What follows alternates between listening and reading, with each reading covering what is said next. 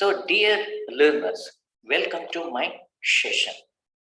We are in a session of studying the test as measurable instrument. ಪ್ರೀತಿಯ ಎಲ್ಲ ಕಲಿಕಾರ್ಥಿಗಳಿಗೆ ತಮ್ಮೆಲ್ಲರಿಗೂ ಕೂಡ ನನ್ನ ಈ ಒಂದು ಮಿಥ್ಯ ವರ್ಗ ಕೋಣೆಗೆ ಸ್ವಾಗತವನ್ನ ಬಯಸ್ತಾ ಇದ್ದೀನಿ.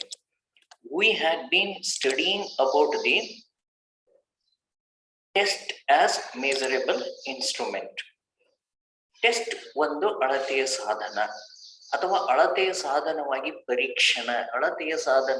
ಪರೀಕ್ಷಣ ಇದ್ರ ಬಗ್ಗೆ ನಾವು ಕಳೆದ ಅವಧಿಯಲ್ಲಿ ಅಧ್ಯಯನ ಮಾಡ್ತಿದ್ವಿ. Okay, so usually we learned the meaning of the test and different types of the test and question paper used to measure the test normally in our teaching, learning or evaluation processes.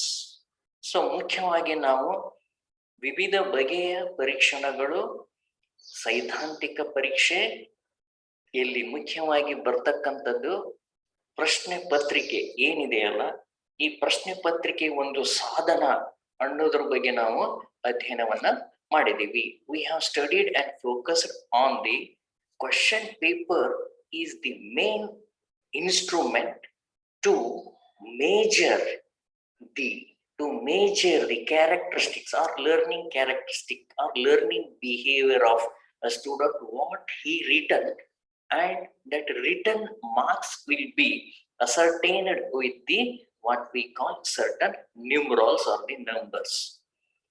ಕೊಟ್ಟಿರ್ತಕ್ಕಂತಹ ಪ್ರಶ್ನೆಗೆ ಉತ್ತರಗಳನ್ನು ಏನು ಬರೆದಿರ್ತಾನೆ ವಿದ್ಯಾರ್ಥಿ, ಆ ಉತ್ತರಗಳಲ್ಲಿರ್ತಕ್ಕಂತಹ ಗುಣಾತ್ಮಕತೆಯನ್ನು, ಅಂಶಗಳನ್ನ ಪರಿಗಣಿಸಿ ಅವುಗಳಿಗೆ ಅಂಕ ನೀಡಿಕೆಯನ್ನ ನಾವು ಮಾಡ್ತೀವಿ. So usually the question paper comprising or consists of the maximum marks 20, 25, 40, 50, 80, 75, 100. It all dependent on that particular subject and the norms of the particular whatever the courses. So ಯಾವ ಕೋರ್ಸ್ ನಲ್ಲಿ ಇರ್ತೀವಿ ಆ ಒಂದು ಪರೀಕ್ಷಣಕ್ಕೆ ಸಂಬಂಧಪಟ್ಟಿರ್ತಕ್ಕಂಥದ್ದು 20, 25, 40. ನೀವು ಉದಾಹರಣೆಗೆ ಯೂನಿಟ್ ಟೆಸ್ಟ್ ಅನ್ನ ಮಾಡ್ತೀರಿ, ಅದನ್ನ 20ಕ್ಕೂ ನೀವು ಮಾಡ್ಕೋಬಹುದು. ಘಟಕ ಪರೀಕ್ಷೆ ಅಥವಾ ಅಚೀವ್ಮೆಂಟ್ ಟೆಸ್ಟ್ ಅನ್ನು ಮಾಡ್ತೀರಿ. So you can employ the what we call as achievement test for 40 also. You can prepare the question paper of 50 marks for the diagnostic test. 50 ಅಂಕಗಳನ್ನ ನೈದಾನಿಕ ಪರೀಕ್ಷೆಗೆ ನೀವು ಏನ್ ಮಾಡಬಹುದು, ನೀಡಿಕೆಯನ್ನ ಮಾಡಬಹುದು. In this way we had been studying in the last virtual period. As you know it very well, at the school or the college level, generally objective tests, MCQs, FB and direct test type of the test will be preferred. So ಮುಖ್ಯವಾಗಿ ನಾವು ಬಹು ಅಂಶೀಯ ಆಯ್ಕೆ ಪ್ರಶ್ನೆಗಳು, ಬಿಟ್ಟ ಸ್ಥಳ ತುಂಬಿರಿ, ಜೋಡಿಸಿ ಅಥವಾ ಹೊಂದಿಸಿ ಬರೆಯಿರಿ, ನೇರ ಪ್ರಶ್ನೆಗಳು ಅಲ್ಲದೆ ಇವುಗಳ ನೀಡತಕ್ಕಂತ ಅಂಕಗಳು, ಇವುಗಳ ಬಗ್ಗೆ ಅಧ್ಯಯನವನ್ನ ನಾವು ಮಾಡಿದ್ವಿ. Okay, so in my next session let us move on to 3-dimensional chart of achievement test. You will come to know with respect to what is the 3-dimensional chart and how to prepare for even for the unit test and for the diagnostic test. Here I have taken this one for the achievement test. So ನೀವು ಈ ಒಂದು 3 ಆಯಾಮಗಳ ಕೋಷ್ಟಕ ಇದು ಸಾಧನಾ ಪರೀಕ್ಷೆದಾಗಿದೆ. ಅದೇ ರೀತಿ ನೀವು ಘಟಕ ಪರೀಕ್ಷೆದನ್ನು ಕೂಡ ನೀವೇನ್ ಮಾಡಬಹುದು, ತೆಗೆದುಕೊಳ್ಳಬಹುದು. 3 ಆಯಾಮಗಳು, ಇದನ್ನು ನೀವು ಗಮನದಲ್ಲಿ ಇಟ್ಕೋಬೇಕು. ಈ ಪ್ರಶ್ನೆ ಪತ್ರಿಕೆಯನ್ನ ನಾವು ರಚನೆ ಮಾಡ್ಬೇಕಾಯ್ತಪ್ಪ ಅಂದ್ರೆ ಈ 3 ಆಯಾಮಗಳನ್ನ ಗಮನದಲ್ಲಿ ಇಟ್ಕೋಬೇಕು. ಹಾಗಾದ್ರೆ 3 ಆಯಾಮಗಳು ಯಾವುವು ಅಂದ್ರೆ, weightage given to the three dimensions here are: the first one, weightage given to objectives; second one, weightage given to the subunits; and third one, weightage given to the what we call type of the question. ಇಲ್ಲಿ ಮುಖ್ಯವಾಗಿ 3 ಆಯಾಮಗಳು ಯಾವ್ಯಾವ ಅಂತಂದ್ರೆ, the first dimension here is weightage given to sub-units. Okay, ಮೊದಲನೇದು ಯಾವ್ದು ಬರುತ್ತಪ್ಪ ಅಂತಂದ್ರೆ, ಯಾವ ಘಟಕವನ್ನ ಆಯ್ಕೆ ಮಾಡ್ತೀರಿ, ಅದಕ್ಕೆ ಟಾಪಿಕ್ ಅನ್ನ ಆಯ್ಕೆ ಮಾಡಿರ್ತೀರಿ, ಅದಕ್ಕೆ ನೀವು ಎಷ್ಟು ಅದರಲ್ಲಿ ಇರ್ತಕ್ಕಂಥ ಉಪಘಟಕಗಳನ್ನ ನೀವು ಎಷ್ಟು ಮಾಡ್ಕೊಂಡಿರ್ತೀರಿ. See, for example, I have taken the here, this is the mathematics subject related arithmetic section.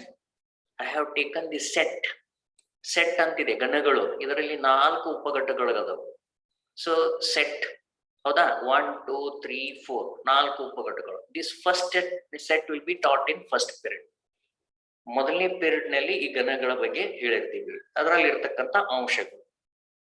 ಎರಡನೇ, in the second period we have taken the second unit or the number of many concept will be more also at the same time. Whatever you have taken in the second test, and that will be second subunit, the first subunit, the second subunit, and the third subunit, and the fourth subunit. Are we fixed to the only 4? No, it all dependent on the subunits, all dependent on the content and length and breadth of the content that is involved or depicted in that particular topic or the unit. ಒಂದು ಪಾಠ ಅಥವಾ ಘಟಕ ಅಂತ ಏನ್ ಹೇಳ್ತೀವಿ, ಅಥವಾ ಒಂದು topic ಅಂತ ಏನ್ ಹೇಳ್ತೀವಿ, ಅದನ್ನ ನೀವೇನ್ ಮಾಡ್ತಾ ಹೋಗ್ತೀರಿ, ಸ್ಪ್ಲಿಟ್ ಮಾಡ್ತಾ ಹೋಗ್ತೀರಿ. You are going to splitting to teach for the first period, second period, third period, sometimes fourth period. Even if the topic content is very less, then it will be taught in the what we call in 3 periods also. ಈಗ ಪೋಯಮ್ಗಳು ಇರ್ತಾವ, ಅವು short ಇರ್ತಾವ ಹೌದಾ.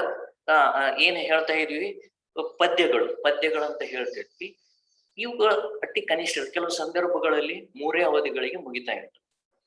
Whereas with respect to the sum of the chapters or the topics or units, they are more lengthy. Even sometimes they will take 7 sub-units also. ಕೆಲವೊಂದು ಸಂದರ್ಭಗಳಲ್ಲಿ 7 ಏನು ತಗೋತಗಳು, ಅಲ್ಲಿ ಉಪಘಟಕಗಳು ಇವುಗಳನ್ನ ಪರಿಗಣಿಸಬೇಕಾಗ್ತೈತಿ. Topic it is nothing but the unit. ಇಲ್ಲಿ chapter ಅಂತ ಏನ್ ಹೇಳ್ತೀವಿ, ಟಾಪಿಕ್ ಅಂತ ಹೇಳ್ತೀವಿ, ಅದಕ್ಕೆ ನಾವು ಘಟಕ ಅಂತ ಕರಿತೀವಿ. ಅದನ್ನ ನಾವು ಸ್ಪ್ಲಿಟ್ ಮಾಡ್ತಾ ಹೋಗ್ತೇವೆ. For the period of first period, second period, third period, they are the sub units respectively. Okay, so ಇದು ಏನಿದೆ ಮೊದಲನೇದು ಏನಂತೀವಿ, weightage given to sub units. Understand my point? I will take up the one more aspect here. Here I have taken the unit or topic pollution. ನಾನು pollution ಅಂತಕ್ಕಂಥ ಒಂದು topic ಅನ್ನ ತೆಗೆದುಕೊಂಡಿದ್ದೆ. Okay, pollution ಅನ್ನುವ ಒಂದು ಟಾಪಿಕ್. ಆನಂದ mic ಬಂದ್ ಮಾಡು. Okay, ಆನಂದ mic ಬಂದ್ ಮಾಡು. So this is one thing. Pollution ಅಂದ್ರೆ ನಿಮ್ಗೆಲ್ಲರಿಗೂ ಕೂಡ ಗೊತ್ತಿದೆ, ಮಾಲಿನ್ಯ. ಈ ಘಟಕಕ್ಕೆ ಸಂಬಂಧಿಸಿದಂತೆ ನಾನು ಏನೆಲ್ಲ ಅಂಶಗಳನ್ನ ನೋಡ್ತಾ ಇದೀವಿ, ಉಪಘಟಕಗಳು. ಇಲ್ಲಿನೂ ಕೂಡ 4 ತಗೊಂಡಿದ್ದೆ, 5 ಇರ್ಬೋದು, ಕೆಲವು 6 ಇರ್ಬೋದು, dependent on the length of the topic. Okay, ಅದು ಒಂದು ಪಠ್ಯದ ವಿಸ್ತರಣೆ ಯಾವ ರೂಪದಲ್ಲಿದೆ ಅದನ್ನ ನಾವು ಗಮನಿಸಬೇಕಾಗ್ತದೆ. ಇಲ್ಲಿ ಈ ಒಂದು ಪೊಲ್ಯೂಷನ್ ಗೆ ಸಂಬಂಧಪಟ್ಟಂತೆ, so with respect to this pollution topic, I have taken the 4 sub-unit. So this sub-unit 1 will be taught in first period. Sub-unit 2 will be taught in second period. Likewise, in third period, third topic, and fourth period, fourth topic will be considered. So ಈ ತರನಾಗಿ ನಾವು ಮೊದಲನೇ ಉಪಘಟಕವನ್ನ ಮೊದಲನೇ ಅವಧಿಯಲ್ಲಿ ನಾವು ಏನ್ ಮಾಡ್ತೀವಿ, ಪ್ರಸ್ತುತಪಡಿಸ್ತೀವಿ. ಎರಡನೇ ಉಪಘಟಕವನ್ನ ಎರಡನೇ ಅವಧಿಯಲ್ಲಿ ಪ್ರಸ್ತುತಪಡಿಸ್ತೀವಿ. 3 ಮತ್ತು 4ನೇ ಅವಧಿಗಳಲ್ಲಿ ಘಟಕ 3, ಘಟಕ 4 ಪ್ರಸ್ತುತಪಡಿಸ್ತೀವಿ. So in this way we are going to making the presentations. The first one, it may be anything. With respect to pollution, I have taken the meaning and definition of pollution in the sub-unit number 1. ಮೊದಲನೇ sub-unit ನಲ್ಲಿ ನಾನು ಇದು ಮಾಲಿನ್ಯದ ಅರ್ಥ ಮತ್ತು ವ್ಯಾಖ್ಯೆಗಳನ್ನ ಪರಿಗಣಿಸಿದೀನಿ. ಘಟಕ 2ರಲ್ಲಿ ಮಾಲಿನ್ಯದ ವಿಧಗಳು, ಘಟಕ 3ರಲ್ಲಿ ಕಾಸಸ್ ಆಫ್ ಪೊಲ್ಯೂಷನ್ ಅಂಡ್ ಅಂದ್ರೆ ಮಾಲಿನ್ಯಕ್ಕೆ ಕಾರಣಗಳು in the sub unit 4 measures for pollution. ಯಾವ ರೀತಿ ಮಾಲಿನ್ಯದ ಕ್ರಮಗಳನ್ನು ತೆಗೆದುಕೊಳ್ತೀವಿ. So these will be taken here, meaning and definition in the first sub unit, in second types of subunit, and in third causes of pollution, and in the last and fourth subunit measures for pollution. Likewise, there might be subunit 5, subunit 6, subunit 7 will be there, but there must be at least 3 subunits for any kind of the topic or the whatever we are taking the poem. ಈ ಪಠ್ಯ ಮತ್ತು ಒಂದು ಗದ್ಯ ಅಂತೀವಿ, ಇನ್ನೊಂದು ಏನಂತ ಕರಿತೀರಿ ನೀವು, poem ಅಂತ ಏನ್ ಹೇಳ್ತೀರಿ. ಅವು ಹೆಚ್ಚಾಗಿ 3 ಉಪಘಟಕಗಳನ್ನ ಹೊಂದಿರ್ತವೆ. Okay, so next one see here. So ಇದು ಉಪಘಟಕಗಳಾಯ್ತು. ಇನ್ನು ಜ್ಞಾನಕ್ಕೆ ಸಂಬಂಧಪಟ್ಟಂತೆ ಯಾವ ರೀತಿ ಪ್ರಾಶಸ್ತ್ಯವನ್ನ ಕೊಟ್ಟಿ. First one is weightage, first dimension, ಮೊದಲನೇ ಆಯಾಮ. Weightage given to sub units, weightage given to sub units. ಉಪಘಟಕಗಳಿಗೆ ಪ್ರಾಶಸ್ತ್ಯತೆ, ಮೊದಲನೇದು ಉಪಘಟಕಗಳಿಗೆ ಪ್ರಾಶಸ್ತ್ಯತೆ. ನೆಕ್ಸ್ಟ್ ಎರಡನೇದು weightage given to the objectives, weightage given to the objectives ಅಂದ್ರೆ ಉದ್ದೇಶಗಳಿಗೆ ಪ್ರಾಶಸ್ತ್ಯತೆ ನೀಡುವಿಕೆ. What are the objectives here? See for example, knowledge is here, understanding is here, application, skill that I have considered for it. Are there only 4 objectives? No, there are more number of the objectives that we can find it in cognitive domain and affective domain and psychomotor domain. ಹಾಗಾದ್ರೆ ಇವು 4 ಇದಾವನ? No, only we are preferring those 4 objectives for the sake of our administration. You muchado, these are the prominent one. It doesn't mean that you are going to satisfying the other type of the objectives and that specifications belongs to the cognitive, affective and psychomotor domain. So ಇವು 4 ಇದಾವಂದ್ರೆ ಇದರ ಅರ್ಥ ಉಳಿದದ್ದು ಇಲ್ಲ ಅಂತಲ್ಲ, ಉಳಿದದ್ದು ಕೂಡ ಇದಾವು, ಆದರೆ ನಾವು ಇವಕ್ಕೆ ಹೆಚ್ಚಿನ ಪ್ರಾಶಸ್ತ್ಯವನ್ನ ಕೊಡ್ತೇವೆ. Therefore, this is a weightage given to the objectives are knowledge, understanding, application and skill. ಹೌದಾ? ಉದ್ದೇಶಗಳಿಗೆ ಪ್ರಾಶಸ್ತ್ಯತೆ ನೀಡುವಿಕೆ, ಇದು ಎರಡನೇ ಆಯಾಮ. ಇಲ್ಲಿ ಜ್ಞಾನ ಇದೆ, ಅಂಡರ್ಸ್ಟ್ಯಾಂಡಿಂಗ್ ತಿಳುವಳಿಕೆ, ಅರಿವು, ಗ್ರಹಿಕೆ ಅಂತನೂ ಕೂಡ ಹೇಳ್ತೇವೆ ನಾವು. ಓಕೆ, ಅಂಡರ್ಸ್ಟ್ಯಾಂಡಿಂಗ್ ನಲ್ಲಿ, ತಿಳುವಳಿಕೆಯಲ್ಲಿ ಏನಂತ ಹೇಳ್ತೀವಿ ಅಂದ್ರೆ ಕನ್ನಡದಲ್ಲಿ, ಅದಕ್ಕೆ ಮುಖ್ಯವಾಗಿ ನಾವು ಇಲ್ಲಿ ತಿಳುವಳಿಕೆಯಲ್ಲಿ ಬರ್ತಕ್ಕಂಥದ್ದು ಯಾವ್ಯಾವ ಅಂತಂದ್ರೆ ಮುಖ್ಯವಾಗಿ ಇದು ಅರಿವಂತನೂ ಕೂಡ ಹೇಳ್ತೀವಿ ನಾವು. ತದನಂತರದಲ್ಲಿ ಅರಿವಾಯ್ತು, ಇನ್ನೊಂದು ಹೇಳಿದ್ನಲ್ಲ ನಾನು. Okay, I have you can recall it later. The third one is the application, ಮೂರನೇದು ಅನ್ವಯ, ನಾಲ್ಕನೇದು ಸ್ಕಿಲ್, ನಾಲ್ಕನೇದು ಕೌಶಲ್ಯ. ಸೊ ಈ ತೆರನಾಗಿ ನಾವು ಇಲ್ಲಿ ಅಂಕಗಳನ್ನ ಹಂಚಿಕೆ ಮಾಡ್ತಾ ಹೋಗ್ತೀವಿ. ಓಕೆ, ಜ್ಞಾನಕ್ಕೆ ಎಷ್ಟು ಅಂಕ ಇದೆ ಇಲ್ಲಿ ನೋಡ್ಬೋದು, 7 ಅಂಕಗಳು ಕೊಟ್ಟಿದ್ವಿ. ಅಂಡರ್ಸ್ಟ್ಯಾಂಡಿಂಗ್ ಎಷ್ಟು ಅಂಕಗಳು ಕೊಟ್ಟಿವಿ ಇಲ್ಲಿ, ಪ್ರಶ್ನೆ 5 ಪ್ರಶ್ನೆ ಇದು 7 ಅಂಕಗಳು. ಅಂಡರ್ಸ್ಟ್ಯಾಂಡಿಂಗ್ ನಲ್ಲಿ, ತಿಳುವಳಿಕೆಯಲ್ಲಿ ಅಥವಾ ಗ್ರಹಿಕೆಯಲ್ಲಿ 6 ಪ್ರಶ್ನೆಗಳು 7 ಅಂಕಗಳು. ಅಪ್ಲಿಕೇಶನ್ ಅಲ್ಲಿ ಕೊಟ್ಟೇ ಇಲ್ಲ. ಇನ್ನು ಕೌಶಲ್ಯದಲ್ಲಿ ಸೊ ಒಟ್ಟು ಎಷ್ಟು ಕೊಟ್ಟಿದ್ವಿ ಅಂಕಗಳು? 2 ಪ್ರಶ್ನೆಗಳಿದವು, 5 ಅಂಕಗಳಿದವು. ಮತ್ತು ಒಟ್ಟು ಪ್ರಶ್ನೆಗಳು ಎಲ್ಲವೂ ನೋಡಿದ್ರೆ ಇಲ್ಲಿ ನೋಡ್ತಾ ಇದ್ದೀವಿ 13 ಅಂತ ಇದೆ. ಮತ್ತು ಒಟ್ಟು ಅಂಕಗಳು ಎಷ್ಟಿದ್ದವು? ಇಲ್ಲಿ 20 ಇದ್ದವು. ಇಲ್ಲಿ ಉಪಘಟಕಗಳಿಗೂ ಅಂಕಗಳನ್ನ ನೀಡಲಾಗಿದೆ, ಇಲ್ಲಿ ನೋಡಬಹುದು ನೀವು.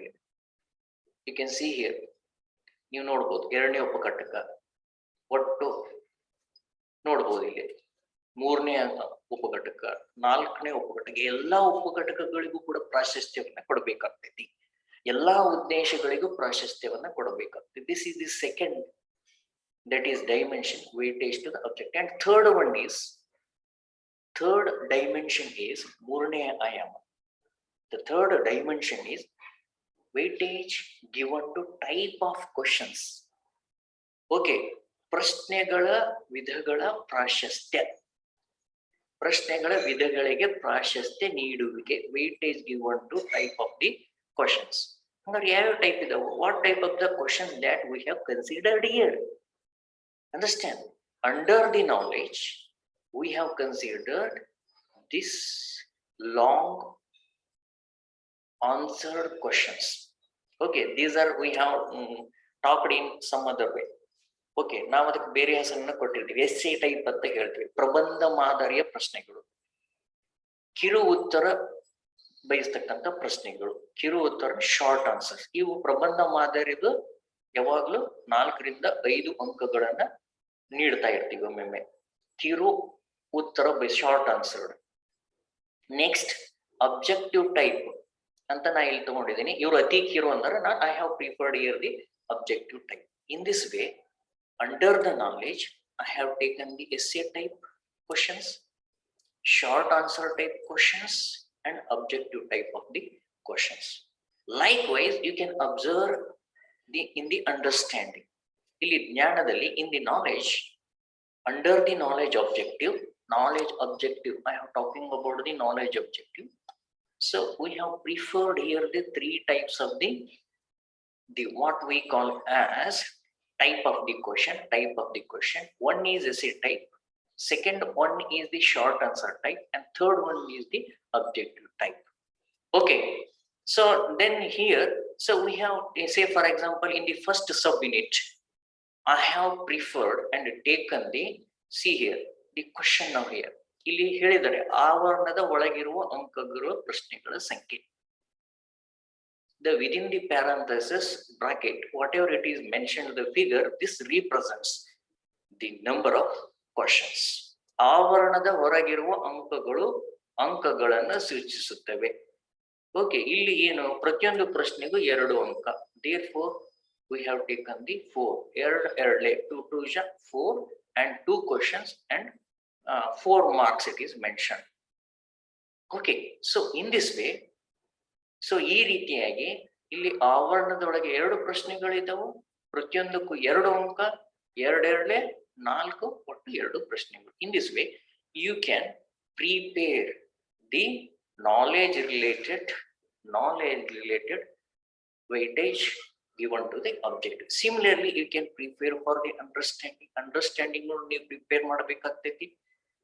ಇಲ್ಲಿ ದೀರ್ಘ ಮಾದರಿಯ ಉತ್ತರಗಳಿಗೆ ಪ್ರಾಶಸ್ತ್ಯ ಕೊಟ್ಟಿಲ್ಲ, ಇಲ್ಲಿ ಅಂಡರ್ಸ್ಟ್ಯಾಂಡಿಂಗ್ ನಲ್ಲಿನೂ ಇಲ್ಲ, ಅನ್ವಯಕ್ಕೂ ಅಂತೂ ಯಾವುದೂ ಕೊಟ್ಟಿಲ್ಲ. See here, this is a big drawback of the mathematics that I have considered here is no question found in the application that is to in the mathematics. This is the completely mistake by the particular teacher. ಈ ತರ ಶಿಕ್ಷಕರು ತಪ್ಪು ಮಾಡಬಾರದು. Because mathematics, it always weightage more given to application and the skill wherein we are using the number of formulas and the laws. ಗಣಿತದಲ್ಲಿ ನಾವು ಹೆಚ್ಚಿಗೆ ನಾವು ಏನ್ ಮಾಡ್ತಾ ಹೋಗ್ತೀವಿ, ಅಪ್ಲಿಕೇಶನ್ ಸ್ಕಿಲ್ಗೆ ಹೆಚ್ಚಿನ ಪ್ರಾಶಸ್ತ್ಯವನ್ನ ಕೊಡ್ತೀವಿ. ಓಕೆ, ಏನೇ ಇರಲಿ ಅದನ್ನ ನೀವು ಅದಕ್ಕೆ weightage given to the proper, it should be properly weightage given to all these objectives. ಅದನ್ನ ನೀವು ಗಮನಿಸಬೇಕು. It should be always the balanced one with respect to the what we call as the test blueprint. ಇದಕ್ಕೆ ನಾವು blueprint ಅಂತ ಕೂಡ ನಾವಿಲ್ಲಿ ಕರಿತೀವಿ.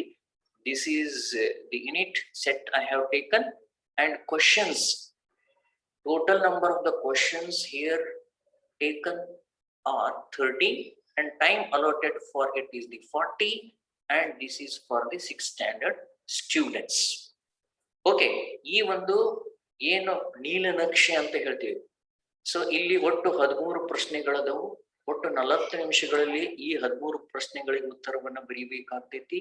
The student has to attempt all these 13 questions in the time duration of 40 minutes, and this is meant for the 6th standard, and taken the subject here is the arithmetic in the mathematics. Okay, so in this way, all total number of questions here are 13, and total marks for this entire question paper, the total marks, maximum marks is 13. ಈಗ ಪ್ರಶ್ನೆ ಪತ್ರಿಕೆಯಲ್ಲಿ ಒಟ್ಟು 13 ಏನಿದಾವು ಅಂತಂದ್ರೆ ಪ್ರಶ್ನೆಗಳಿದಾವು. ಒಟ್ಟು ಅಂಕಗಳು ಎಷ್ಟಿದಾವು? 20 ಇದಾವು ಅಂತ ಹೇಳಿ. So this is the complete picturization of the 3-dimensional chart how we are assigning the numerals to the entire system, taking into consideration of the 3 dimension. 1 dimension is weightage given to subunits. Second dimension is weightage given to the type of the objectives, and third dimension is weightage given to the type of the question. ಈ 3 ಆಯಾಮದ ಒಂದು ಕೋಷ್ಟಕ ಏನು ನೀಲನಕ್ಷೆ ಅಂತ ಹೇಳ್ತೀವಿ, ಇದನ್ನ ನಾವು ಪರಿಗಣಿಸಿದಾಗ ಇಲ್ಲಿ ನಾವು ಪ್ರತಿಯೊಂದಕ್ಕೂ ಕೂಡ ಅಂಕಗಳನ್ನ ನೀಡಿಕೆ ಮಾಡಿದ್ದೇವೆ. ಮೊದಲನೇ ಆಯಾಮಕ್ಕೂ ಅಂಕಗಳನ್ನ ಮಾಡಿದ್ದೇವೆ. ಮೊದಲನೇ ಆಯಾಮ ಪದ ಉಪಘಟಕಗಳಿಗೆ ಪ್ರಾಶಸ್ತ್ಯತೆ, ಅದಕ್ಕೆ ಅಂಕಗಳನ್ನ ನೀಡಿದ್ದೇವೆ. ಎರಡನೇ ಆಯಾಮ ಉದ್ದೇಶಗಳಿಗೆ ಪ್ರಾಶಸ್ತಿಗೆ ನೀಡಿದ್ದು, ಪ್ರಾಶಸ್ತ್ಯವನ್ನ ನೀಡಿದ್ದು, ಸೊ ಅದಕ್ಕೂ ಕೂಡ ಅಂಕಗಳನ್ನ ನೀಡಿದ್ದೇವೆ.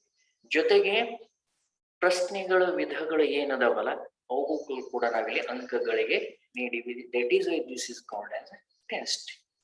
Understand my point? And then we can go for here now. Here 3-dimensional weightage of a unit. I have already told about this one here. Weightage given to objectives, weightage given to subunits or the subtopics, weightage given to type of the questions. This is the 3 type of the weightage of the object. 3 ವಿಧವಾಗಿರತಕ್ಕಂತಹ ಒಂದು ಘಟಕಕ್ಕೆ ಸಂಬಂಧಪಟ್ಟಂತ 3 ಆಯಾಮಗಳು, ಇವುಗಳನ್ನ ಕೋಷ್ಟಕ ರೂಪದಲ್ಲಿ ನಾವು ಕಾಣ್ತಾ ಇದ್ದೀವಿ. ಅದೇ ಉದ್ದೇಶಗಳಿಗೆ ಪ್ರಾಶಸ್ತ್ಯ, ಉಪಘಟಕಗಳಿಗೆ ಪ್ರಾಶಸ್ತ್ಯ, ಪ್ರಶ್ನೆಗಳಿಗೆ ಪ್ರಾಶಸ್ತ್ಯ. Okay, so next one, apart from this one, few more things are there under this one here. To consider, 1 minute, consider the number of subunits, decide the marks for each subunits 1, 2, 3, 4. Select the type of the question, decide the marks for each type of questions, objective type, short answer type, essay type question items. Construct the question items based on the type of the objectives and their specifications like knowledge, understanding, application, skill, etc. ಪ್ರತಿಯೊಂದು ಉಪಘಟಕಕ್ಕೂ ನೀವು ಅಂಕಗಳನ್ನ ನೀಡಬೇಕಾಗ್ತದೆ. ಉಪಘಟಕ 1ಕ್ಕೆ ಎಷ್ಟು ನೀಡಬೇಕು, 2ಕ್ಕೆ ಎಷ್ಟು ನೀಡಬೇಕು, 3ಕ್ಕೆ ಎಷ್ಟು ನೀಡಬೇಕು, 4ಕ್ಕೆ ಎಷ್ಟು ನೀಡಬೇಕು ಅಂಕಗಳು. You have to consider all the subunits for the allocations of the marks in a balanced way. ಎಲ್ಲ ಸಬ್ಯೂನಿಟ್ಗಳಿಗೆ ಪ್ರಾಶಸ್ತ್ಯತೆಯನ್ನ ಅಂಕಗಳನ್ನ ನೀವು ನೀಡಬೇಕಾಗ್ತೈತಿ. ಯಾವುದೂ ಸಬ್ಯೂನಿಟ್ಗಳ ಉಪಘಟಕಗಳಿಗೆ ನೀವು ಅಂಕಗಳನ್ನ ನೀಡದೇ ಇರುವುದು ತಪ್ಪು. ಎಲ್ಲ ಅಂಕಗಳನ್ನು ಪರಿಗಣಿಸಬೇಕಾಗ್ತೈತಿ. ಆದ್ರೆ ಯಾವ್ದು ಹೆಚ್ಚು ಪ್ರಾಮುಖ್ಯತೆಯನ್ನು ಹೊಂದಿರ್ತೈತಿ, ಯಾವ ಉಪಘಟಕ ಹೆಚ್ಚು ಪ್ರಾಮುಖ್ಯತೆಯನ್ನು ಸ್ವಲ್ಪ ಹೆಚ್ಚಿಗೆ ಅಂಕಗಳನ್ನು ಕೊಡಬಹುದು. If the more prominent subunit will be given with a little bit more weightage to it. So ಅದನ್ನ ನೀವು ಗಮನಿಸಬೇಕಾಗ್ತೈತಿ. Select the type of the question and decide the marks. ಯಾವ ಪ್ರಶ್ನೆಗಳದವು ಎಸೆ ಟೈಪ್, ಹಾಗಾದ್ರೆ ಅದಕ್ಕೆ ಅಂಕಗಳನ್ನ ಯಾವ ಟೈಪ್ ಪ್ರಶ್ನೆಗಳಿಗೆ ಯಾವ ಒಂದು ಅಂಕಗಳನ್ನ ಕೊಡಬೇಕು. ಎಸೆ ಟೈಪ್ ಇದ್ರೆ ಹೇಗೆ ಕೊಡಬೇಕು, ವಸ್ತುನಿಷ್ಠ ಪ್ರಶ್ನೆಗಳಿದ್ರೆ ಹೇಗೆ ಕೊಡಬೇಕು, ಶಾರ್ಟ್ ಆನ್ಸರ್ ಇದ್ರೆ ಯಾವ ಅಂಕಗಳನ್ನು ಕೊಡಬೇಕು, ಎಷ್ಟು ಅಂಕಗಳನ್ನು ಕೊಡಬೇಕು, ಇದನ್ನ ನೀವು ನಿರ್ಧಾರ ಮಾಡಬೇಕಾಗ್ತದೆ. Construct the question items based on the type of the objectives and their specifications. ನೀವು ಏನು ಪ್ರಶ್ನೆಗಳನ್ನ ರಚನೆ ಮಾಡ್ತೀರಿ, ಪ್ರಶ್ನಾಂಶಗಳು ಅಂತ ಹೇಳ್ತೀವಿ ನಾವು, ಅವುಗಳನ್ನ ನೀವು ಉದ್ದೇಶಗಳು ಮತ್ತು ಅವುಗಳ ನಿರ್ದಿಷ್ಟತೆಗಳಿಗೆ ಅನುಗುಣವಾಗಿ ರಚನೆ ಮಾಡಬೇಕು. This is the main task of the teacher to prepare the question paper in the test based on the whatever the unit you have selected. ನೀವು ಯಾವ ಘಟಕವನ್ನು ಆಯ್ಕೆ ಮಾಡಿಕೊಂಡಿದ್ದೀರಿ, ಯಾವ ಘಟಕದ ಮೇಲೆ ನೀವು ಪರೀಕ್ಷೆ ನಡೆಸ್ತಾ ಇದ್ದೀರಿ, ಆ ಪರೀಕ್ಷೆಗೆ ಸಂಬಂಧಪಟ್ಟಂತಹ ಪ್ರಶ್ನೆ ಪತ್ರಿಕೆಯಲ್ಲಿರ್ತಕ್ಕಂತಹ ಪ್ರಶ್ನಾಂಶಗಳನ್ನ ರಚನೆ ಹೇಗಿರ್ಬೇಕಂದ್ರೆ ಅವುಗಳು ಉದ್ದೇಶಗಳು ಏನಿದವು ಮತ್ತು ಅವುಗಳ ನಿರ್ದಿಷ್ಟತೆಗಳನ್ನ ಬಳಸಿಕೊಂಡು ರಚನೆ ಮಾಡಬೇಕಾಗ್ತದೆ. Understand my point? Then what are the objectives and their specifications? Here we have considered the knowledge, understanding, application and skill objectives. So ಇಲ್ಲಿ ಮುಖ್ಯವಾಗಿ then other objectives are also there. Interest is there, okay, attitude is there, okay, and then other type of the interest, attitude, and other type of the objectives also will be considered. But here we have limited to this step with knowledge, understanding, application, skill. ಈ ಒಂದು test ನಲ್ಲಿ ನಾವು ಮುಖ್ಯವಾಗಿ ಜ್ಞಾನ, ತಿಳುವಳಿಕೆ ಅಥವಾ ಗ್ರಹಿಕೆ, ಅನ್ವಯ, ಕೌಶಲ್ಯಕ್ಕೆ ಮಾತ್ರ ಸೀಮಿತಗೊಳಿಸಿದ್ದೇವೆ. Understand my point? And let us move on to the next one now here. How to prepare? See here, allocation of marks for each question item in compliance to the objective, short answer, and essay type of the questions. Now, ವಸ್ತುನಿಷ್ಠ, OT, short answered, essay type, essay short answer, ಸಂಕ್ಷಿಪ್ತ ಉತ್ತರಗಳು, essay type questions, ಸಂಕ್ಷಿಪ್ತ ಮಾದರಿಯ ಪ್ರಶ್ನಾಂಶಗಳು, objective ವಸ್ತುನಿಷ್ಠ ಪ್ರಶ್ನೆಗಳಿಗೆ ಹೀಗೆ ಅಂಕಗಳನ್ನ ನೀಡ್ತೀವಿ. ಈ ಒಂದು ಪ್ರಶ್ನೆಯನ್ನು ರಚನೆ ಮಾಡ್ಲಿಕ್ಕೆ ಹೋಗ್ತೀವಿ. Let us see now hit on this one. This is the first one, is the objective type of question now here. Objective type, each question carries 1 marks now here. We are going to preparing it now. Under the objective, we have considered the multiple choice questions. Now we are going to preparing the multiple choice question with related to pollution. You can select any topic. Okay, it's on dependent on that one. Even language students, they will prefer their own unit. Science students will prefer their subject, and social science students prepare their own unit. But on that unit, what you have to prepare? I have prepared here the MCQ question. The first question, ಇಲ್ಲಿ ಬಹು ಅಂಶೀಯ ಆಯ್ಕೆ ಅಥವಾ ಬಹು ಆಯ್ಕೆ ಪ್ರಶ್ನೆಗಳು ಅಂತ ಇದಾವೆ. ಪ್ರತಿಯೊಂದಕ್ಕೂ 1 ಅಂಕವನ್ನು ನೀಡಲಾಗಿದೆ. ಈ ಬಹು ಅಂಶ ಆಯ್ಕೆ ಪ್ರಶ್ನೆ ವಸ್ತುನಿಷ್ಠ ಪ್ರಶ್ನೆ ಒಂದು ವಿಧವಾಗಿದೆ.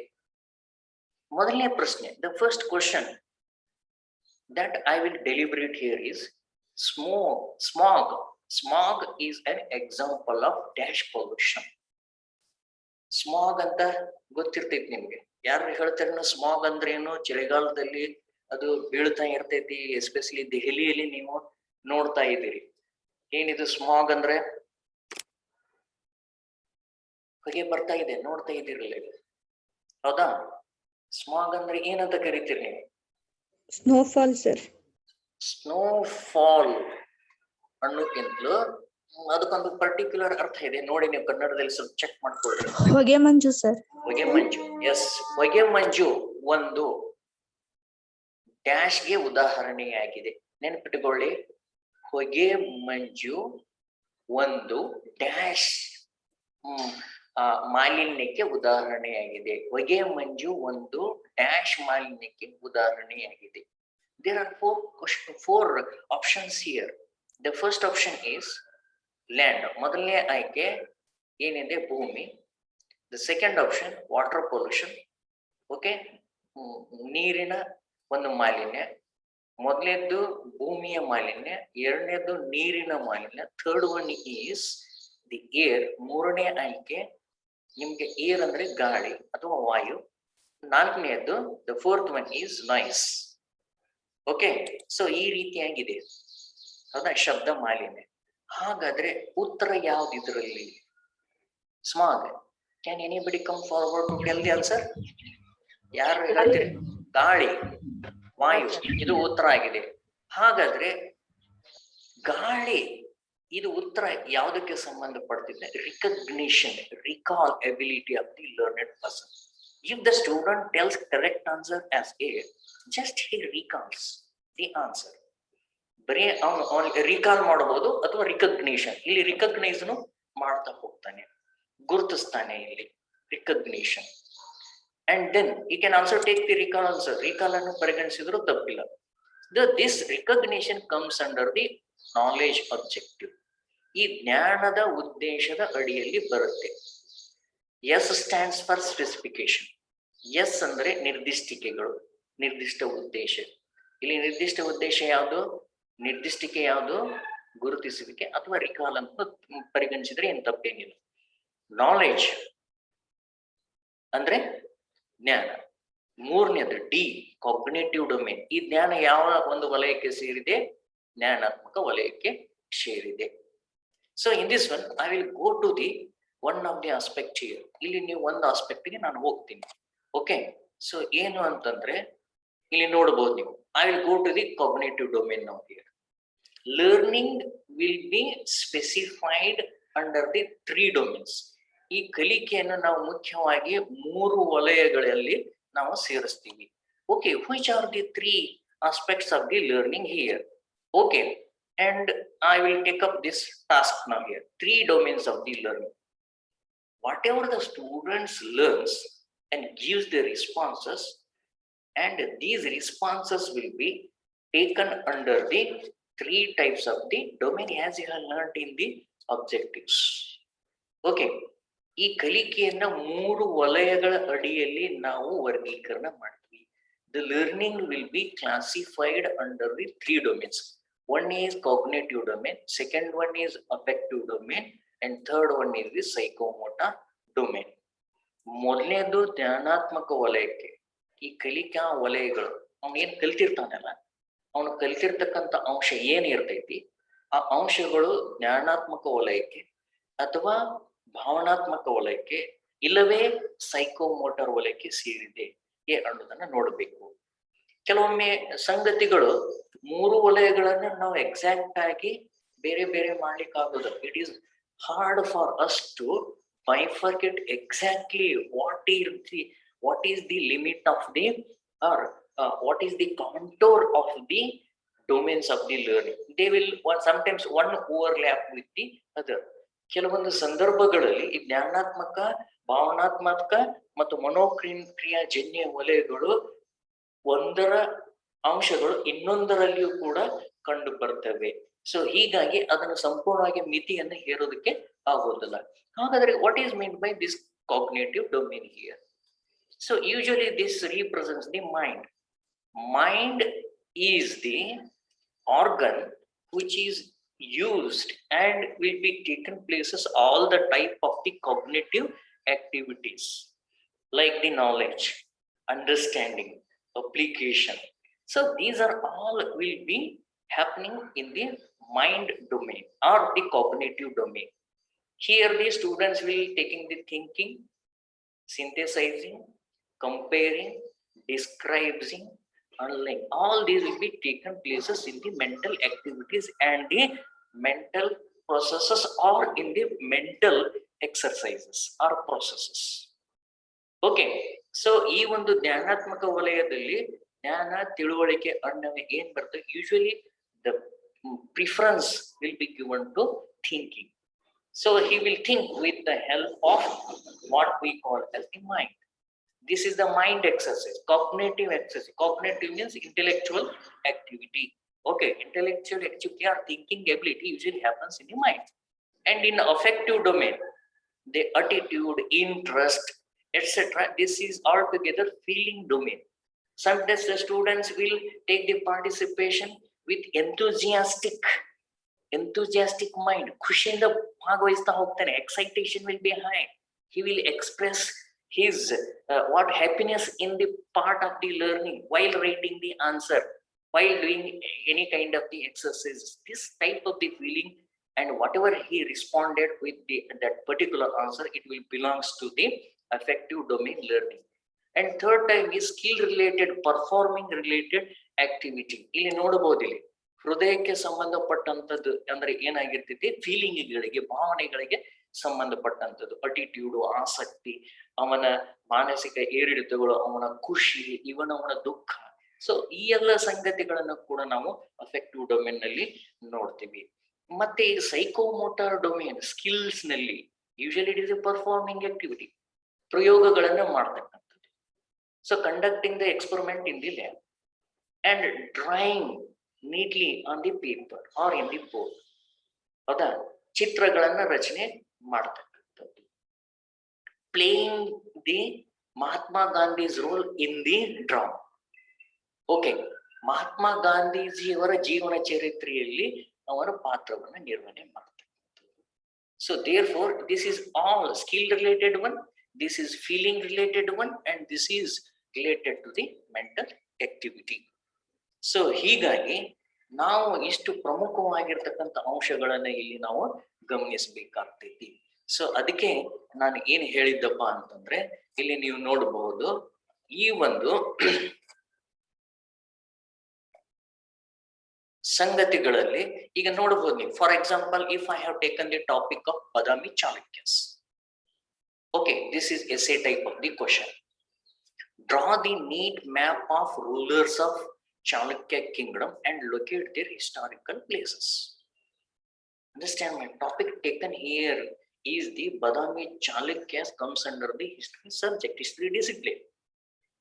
So illi hagare prashne yenide, draw the neat diagram of rulers of Chalukya kingdom and locate their historical places. Chalukya ಸಾಮ್ರಾಜ್ಯವನ್ನು ಆಳಿದಂತಹ ಒಂದು ವ್ಯಕ್ತಿಗಳ ಒಂದು ಅಥವಾ ಸಾಮ್ರಾಜ್ಯದ ಒಂದು ಅಂದವಾದ ಚಿತ್ರ ರಚಿಸಿ ಅದರಲ್ಲಿ ಐತಿಹಾಸಿಕ ಸ್ಥಳಗಳನ್ನು ಗುರುತಿಸಿ. ಐತಿಹಾಸಿಕ ಸ್ಥಳಗಳನ್ನು ಗುರುತಿಸಿ. Here we have taken this activity with, if the student perform this activity very neatly, then we will give the 4 marks or 5 marks. Usually we are taking place in that way. ವಿದ್ಯಾರ್ಥಿ ಸರಿಯಾಗಿ ಅಂದವಾದ ಚಿತ್ರ ರಚನೆ ಮಾಡಿದ್ರು ಅಂದ್ರೆ ಅದಕ್ಕೆ 4 ಅಥವಾ 5 ಅಂಕಗಳು ಏನಿರ್ತಾವ ಅವುಗಳನ್ನು ಕೊಡ್ತೀವಿ. ಹಾಗಾದ್ರೆ what is the skill he has developed it? What is the skill he has developed it? He has drawn it very neatly. He has handled the instrument, that scale, whatever, uses the pen, pencils, whatever he can use it. Okay, ಚಿತ್ರ ರಚನೆ, even the chalk piece on the blackboard, he will use the scale. ಅಳತೆ ಪಟ್ಟಿ ಬಳಸ್ತಾನೆ, ಅವನು draw ಮಾಡ್ತಾನೆ, ಅವನು locate ಮಾಡ್ತಾನೆ, ಸ್ಥಳಗಳನ್ನ ಗುರುತಿಸ್ತಾನೆ. These are all related to the skill activities, and these are the specifications here. Draw, handling instrument. So therefore you can take any one, either you can take the draw specification or handling instrument. ಚಿತ್ರ ರಚನೆ ಅನ್ನೋದೇನಿದೆಯಲ್ಲ ಅದನ್ನಾದ್ರೂ ನೀವು ನಿರ್ದಿಷ್ಟಕ್ಕೆ ಬಳಸಿ, ಒಂದು ಬಳಸಬೇಕು. Anyone you can prefer it, but whichever the complex specifications that you are observing, that can be taken out here. ಯಾವುದು ಹೆಚ್ಚು ಸಂಕೀರ್ಣವಾಗಿರುತ್ತದೆ, which is the higher level of the specification. Okay, ಉನ್ನತ ಮಟ್ಟದ ಒಂದು ನಿರ್ದಿಷ್ಟಕ್ಕೆ ಯಾವುದಿದೆ ಅದಕ್ಕೆ ಹೆಚ್ಚಿನ ಪ್ರಾಶಸ್ತ್ಯವನ್ನ ಕೊಡಬೇಕಾಗ್ತೈತಿ. Handling devices or the instrument. ಈಗ ಆ ಮಾಪಕವನ್ನು ಏನ್ ಬಳಸ್ತಾ ಇರ್ತೇನೆ, ಸ್ಕೇಲ್, ಅಳತೆ ಪಟ್ಟಿ ಇರ್ತೈತಿ, ಅದು ಕೂಡ ಒಂದು ಸ್ಕಿಲ್ ಆಕ್ಟಿವಿಟಿ ಆಗಿದೆ. So that is why these two are taken under the skill activity. Objective is here is S stands for specification. S ಇದೇನು ಸೂಚಿಸ್ತೈತಿ, ನಿರ್ದಿಷ್ಟಕ್ಕೆ ಸೂಚಿಸ್ತೈತಿ. ಯಾವುದಾದ್ರೂ ಒಂದು, ನಾನಲ್ಲಿ 2 ತಗೊಂಡಿದ್ದೀನಿ. I have taken here 2 for your explanations. Objective is skill, and again the skill comes under the psychomotor domain. ಇದು ಒಂದು ಯಾವ ವಲಯಕ್ಕೆ ಬಂದಿದೆ ಅಂದ್ರೆ ಸೈಕೋಮೋಟರ್, ಮನಶ್ಚಾಲಿತ ವಲಯಕ್ಕೆ ಬಂದಿದೆ. Okay, with this one, dear student, I have covered the some of the aspect to prepare the test as measurable instrument. ಪರೀಕ್ಷೆಯು ಒಂದು ಅಳತೆಯ ಮಾಪಕ. ಇದಕ್ಕೆ ಸಂಬಂಧಿಸಿದಂತೆ ಹಲವಾರು ಅಂಶಗಳನ್ನು ಪರಿಗಣಿಸಿದ್ದೇನೆ. I will take up in my